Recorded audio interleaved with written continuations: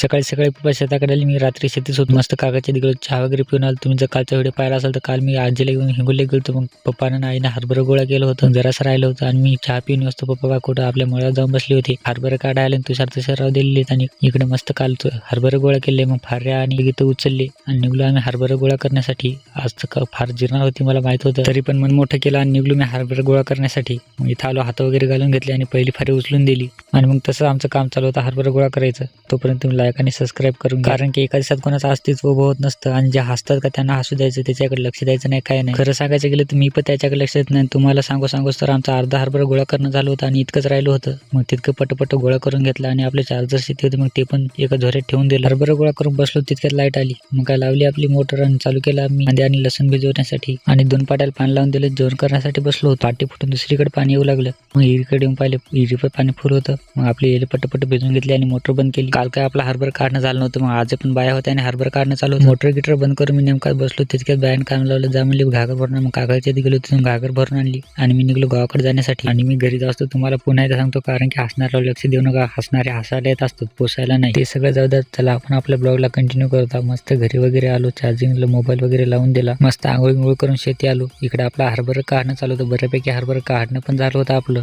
तितक्यातच आपल्या भावी नवरदेवाची एंट्री झाली. ते म्हणजे फकीरराव मुरकुटे यांची.